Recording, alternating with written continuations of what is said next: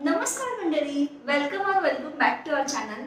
तुमच्यासाठी आज पुन्हा एक नवीन ब्लॉग घेऊन आलेला आहे। जस्ट आम्ही वीकेंडचा ब्लॉग आहे हा। आम्ही आजच्या दिवसामध्ये काय काय बनवणार आहोत, काय काय खाणार आहोत, कारण वीकेंड हा आमचा फक्त खाण्यासाठी आणि घरच्या क्लिनिंगसाठी तेवढाच असतो, किंवा बाहेर गेल्यावर ते तर होतच राहतं, जे मी रीलमध्ये दाखवतो सुद्धा। पण आजचा ब्लॉग आहे फक्त आम्हाला जे काही क्रेविंग्स होत होते आठवड्याभर, हे खायचंय, ते खायचंय, हे करायचं, ते करायचं, ते सगळं आम्ही आजच्या एका दिवसात करणार आहोत।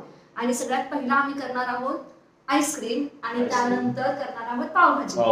तर आईस्क्रीमची आम्ही करतोय नाचणीचा केक। हा, तो पण आम्ही आज करणार आहे। पण आम्ही हे सगळं डिसाइड केले, तर आज हे सगळं होणार आहे की नाही माहिती नाही, पण जेवढं आमचं पावभाजी आणि आईस्क्रीम हे तर फिक्स आहे।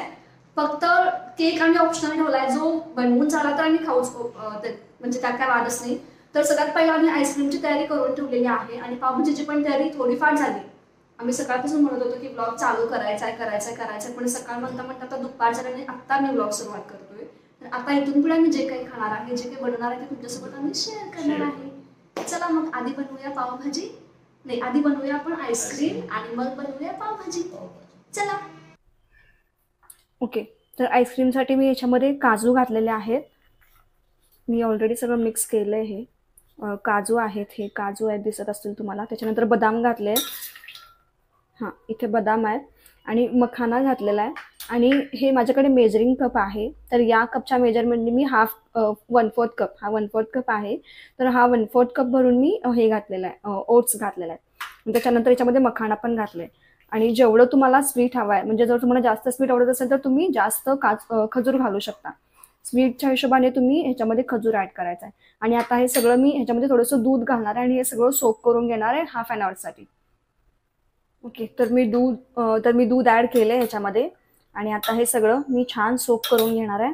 आणि सोक झाल्यानंतर मग मिक्सरमध्ये ग्राइंड करणार आहे। आणि ग्राइंड करतानाच मी त्याच्यामध्ये 3 to 4 टेबलस्पून, तुम्हाला जेवढं डार्क आवडत असेल चॉकलेट तर मग तुम्ही जास्त ऍड करू शकता कोको पावडर, आणि जर तुम्हाला कमी डार्क हवं असेल तर मग तुम्ही फक्त 2 ते 3 टेबलस्पून फक्त ऍड करू शकता। ओके, तर हे सोक झाल्यावर मी मिक्सरमध्ये ग्राइंड करताना तुम्हाला परत दाखवेन। तर हे मी मिक्सरमध्ये ग्राइंड केलेलं आहे, आणि याची कन्सिस्टन्सी साधारण अशी आहे। ओके, तर ह्याच्यामध्ये मी आता कोको पावडरसुद्धा ॲड करणार आहे, एक 4 ते 5 टेबलस्पून, कारण मला डार्क हवा आहे त्यामुळं। कोको पावडर घातल्यानंतर मी हे मिक्सरमध्ये छान ग्राइंड करून घेतले, जेणेकरून हे सगळं असं मस्त एकजीव होईल। आणि कन्सिस्टन्सी जी आहे ती अशी आहे, मगापेक्षा हे भरपूर थिक झालेलं आहे। आणि आता हे मोल्डमध्ये मी घालणार आहे, किंवा तुम्ही कुठल्याही प्लास्टिकच्या डब्यात घालू शकता। आणि हे मग मी फ्रीजरला स्टोअर करायला ठेवेन।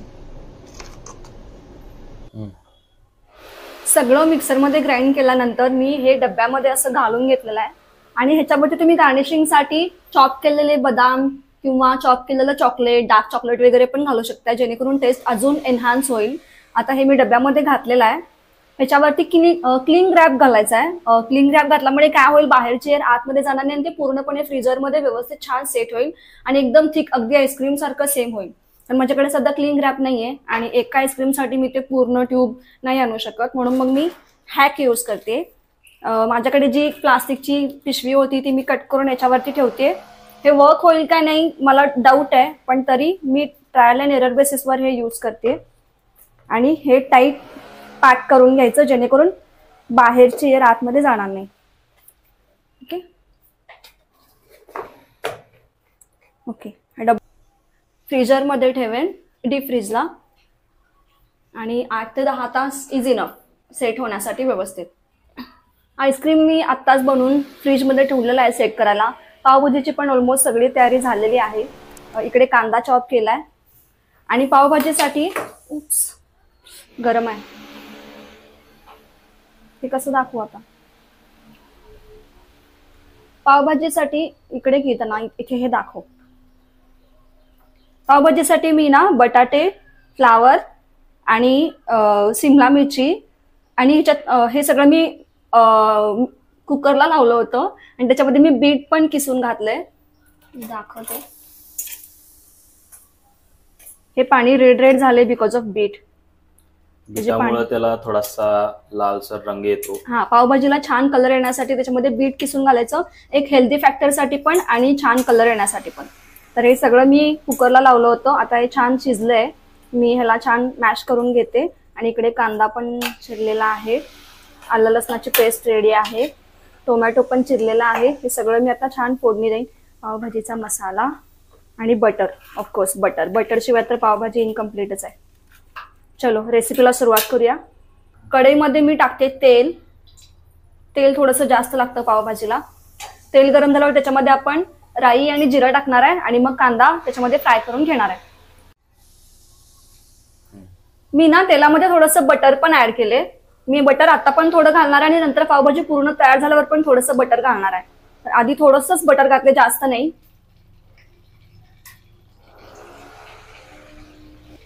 तेल तापले, थोडीशी मोहरी आणि जिरं. ओके, आणि मग मी आता मोहरी तळतळतीये छान, त्याच्यामध्ये मी आता कांदा ऍड करणार. आणि हा आमचा फर्स्ट व्लॉग आहे माईक घालून, जो की मला गिफ्ट मध्ये मिळालेला आहे. आम्ही ब्लॉगसाठी माईकच्या शोधात होतोच आणि लकीली तिला गिफ्ट पण मिळालं. आम्हाला तरी या माईकची ऑडिओ क्वालिटी चांगली वाटते. तुम्हाला कशी वाटते नक्की कमेंट करून सांगा. मी कांदा घातल्यानंतर याच्यामध्ये आलं लसणाची पेस्ट पण घातली आणि टोमॅटो पण घातले, जे की आता ऑलमोस्ट व्यवस्थित फ्राय करून झालेलं आहे. आणि त्याच्यामध्ये मी मसाला ऍड करेन. अजून 1-2 मिनिटं फक्त परतेन आणि मग याच्यामध्ये मसाला ऍड करेन. सगळं ऑलमोस्ट छान फ्राय करून झालंय. त्याच्यामध्ये मी ऍड करते हळद, लाल तिखट, चवीनुसार लाल तिखट. मला तिखट आवडतं त्यामुळे मी थोडं तिखट करते आणि प्रणवला पण आवडतं तिखट. आणि मग ऑफकोर्स पावभाजी मसाला, ज्याच्याशिवाय आपली पावभाजी इनकम्प्लीट आहे. कुठे ठेवलं मी? इथे आहे. मी काढून ठेवले बॉक्समधून, ते पण मी ऍड करणार आहे. गॅस वाऱ्याने विजलाय, मी ऑन करते.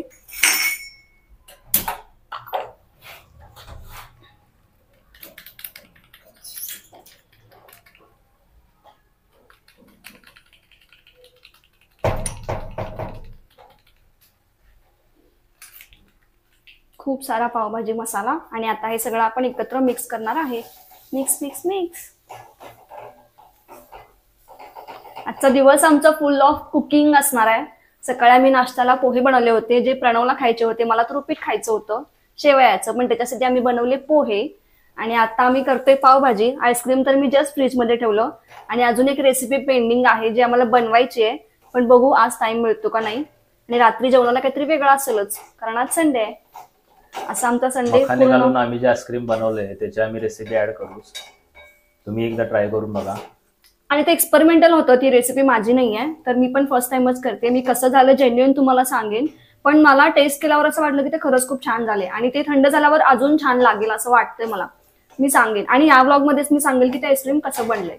आणि शुगर फ्री असल्यामुळे तर सगळेजण खाऊ. हा, आणि शुगर नाहीये ऑब्व्हियसली. आम्ही गोड व्हावं यासाठी पण त्याच्यामध्ये खजूर घातले, त्यामुळं कुणीही खाऊ शकतं. मसाल्यांचा वास छान येतोय. सगळे मसाला ऍड केल्यानंतर मी त्याच्यामध्ये गरम पाणी घातलेलं आहे, जेणेकरून थोडासा तेलाचा तवंग वगैरे येईल किंवा असं छान होईल पावभाजी म्हणून. तर पाणी घालून मी थोडंसं झाकून ठेवलंय. 1-2 मिनिटं मी वाफ देईन. त्याच्यानंतर जे आपण स्मॅश केलेल्या भाज्या आहेत त्या सगळ्या भाज्या मी आता ह्याच्यामध्ये घातलेल्या आहेत, जे स्मॅश केलेलं होतं ते. आणि आता लास्ट इन्ग्रेडियंट म्हणजे मीठ. खूप छान कलर आलाय बीट घातल्यामुळे, अगदी छान रेड प्रॉपर कलर आलेला आहे. मीठ घालून आपण 5 मिनिटं झाकून ठेवूया, जेणेकरून अजून छान शिजेल आणि पूर्ण फ्लेवर उतरेल त्याच्यात मसाल्यांचा. सगळ्यात लास्टला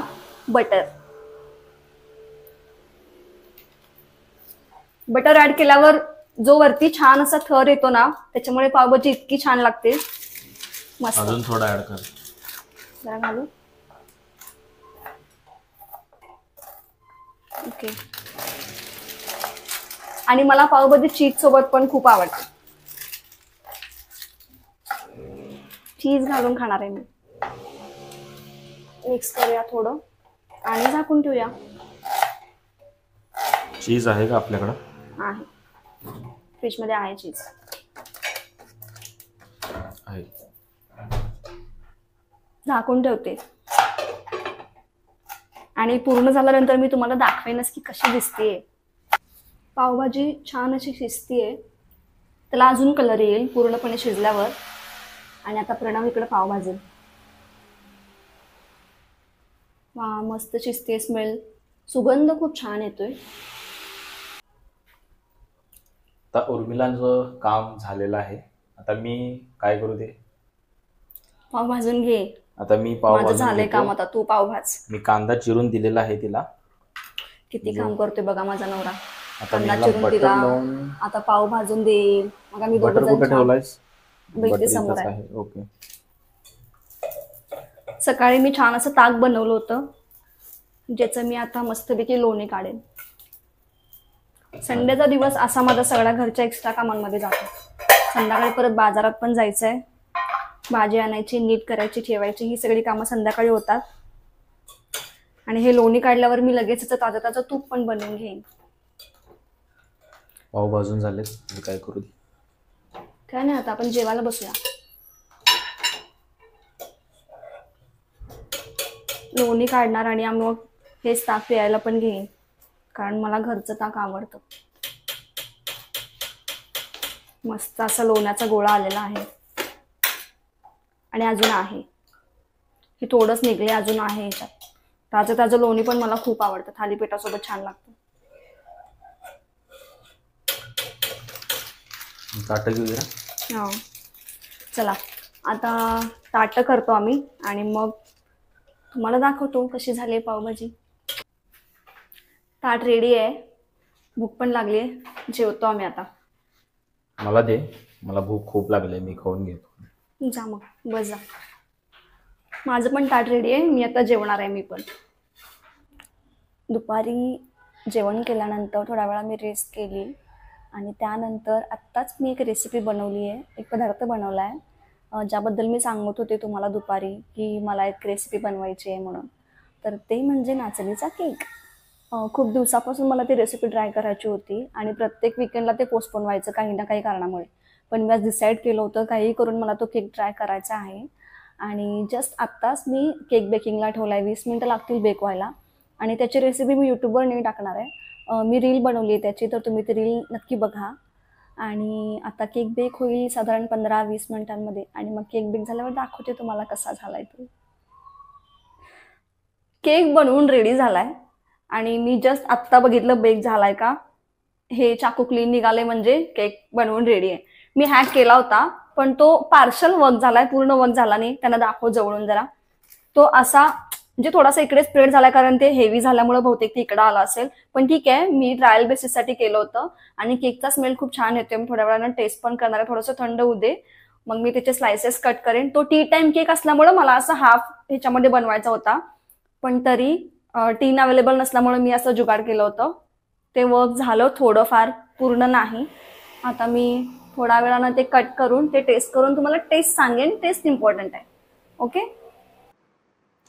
आम्ही केक बनवला आणि फक्त रीलचं शूट केलं आणि आम्ही ब्लॉगचं यूट्यूबचं शूट केलंच नाही.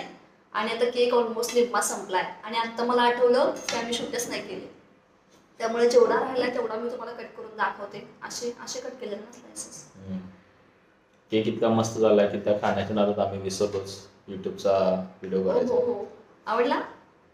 मस्त झालाय.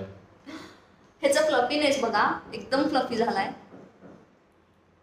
छान आणि मस्त बेक झालाय. मी पण करून बघा, छान आहे की. आणि याची रेसिपी मी युट्यूबवर नाही सॉरी रील्समध्ये टाकेन डिस्क्रिप्शनमध्ये, तर तुम्ही नक्की बघा. आणि इंस्टाग्रामवरती आमच्या आयडी वरती जाऊन तुम्ही रेसिपी चेक करा. बाजारात जायचं अजून. आता आम्ही आवरून बाजारसाठी जातोय. तिथून आल्यानंतर आम्ही चेक करतो सकाळचा आईस्क्रीम. आईस्क्रीम बनवले, ते आईस्क्रीम कसं झालं बघायचं आहे. Hello hello. आम्ही बाहेरनं जाऊन आलोय आणि आमचं आता जेवण वगैरे सगळं आवरलंय. आता काय करायचं आहे? आईस्क्रीम नको? हां, आपण जे सकाळी आईस्क्रीम बनवलंय ते आता आम्ही ट्राय करणार आहोत. कसं झालंय वगैरे सगळं तुम्हाला सांगतो. आईस्क्रीम खाऊया आणि ब्लॉग एंड करूया. आधी आईस्क्रीम बघूया कसं झालं आईस्क्रीम. होप सो ते पूर्ण आता जे घट्ट वगैरे झालं असेल चांगलं, बघतो आम्ही आणि मग चल दाखवूया त्यांना पण कसं झालंय. मी अजून ओपन केलं नाही आहे जस्ट मी फ्रीजमधून हा डब्बा काढलाय बाहेर आणि आता बघूया. हा सेट झालंय, छान सेट झालंय. गार्निशिंगची कमी, मी याच्यावरती चोको चिप्स ऍड करणार होते पण मला आज टाइम नाही भेटला बाहेर जाऊन चोको चिप्स आणायला. आणि ऑलरेडी मी याच्यात बदाम खूप घातले होते म्हणून मग ते बदाम असं चॉप करून घालायला मला नको वाटलं, कारण ते दाताखाली पण खूप येतात. मला चॉकलेटच घालायचं होतं गार्निशिंगसाठी, पण ठीक आहे, फर्स्ट टाइम तरी खूप छान झाले. आता मस्तपैकी सर्व करते. वाव, खूप टेम्पटिंग दिसतंय.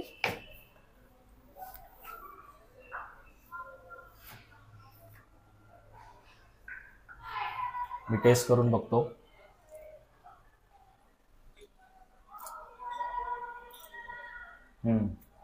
टेस्ट खूप छान झाले.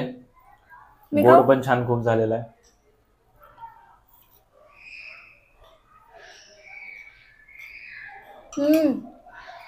मखानाची पण टेस्ट येते.